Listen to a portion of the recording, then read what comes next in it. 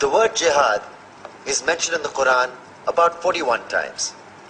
The words mercy, peace, and compassion are mentioned about 355 times. Yes, come in.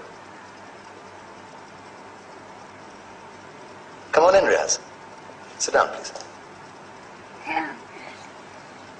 Contrary to popular belief in most Western cultures, Islam is a religion that preaches peace and tolerance. Yes, Patricia. If Islam truly is a religion that preaches peace, then how come the world's most troubled spots, the West Bank, Afghanistan, Pakistan, Iraq, they're all plagued with Islamic terrorism? Well, that depends on your definition of terrorism. Some might argue that the U.S. invasions of countries like Iraq and Afghanistan are also acts of terrorism. No, those were acts of war to get rid of despotic regimes. Or means of getting at a country's oil. Conspiracy theories. Well, May I? Yes, please.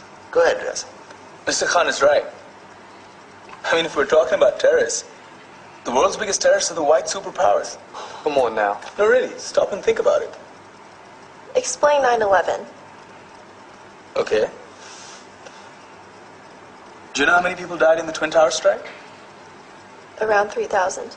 And do you have any idea how many people died in the bombing of Afghanistan? Take a wild guess. More than 15,000 people died. And that's just conservative figures. About 50,000 tons of explosives were dropped on innocent civilians. Men, women, children. Yeah, but that was because of the Taliban. Now that you brought it up, did you know that the Taliban was a creation of the CIA to fight the Russians? Whatever. They were still harboring terrorists. Yeah, right. Terrorists that were never found. Just like the weapons of mass destruction that were never found in Iraq. Do you want to get into the death toll in Iraq? 500,000 civilians and counting.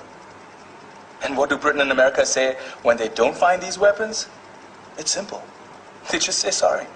And still refuse to relinquish control of these countries. What are you trying to say? What I'm trying to say is that just because you're American, wear a fancy suit, and call yourself the president, doesn't make you any less of a terrorist.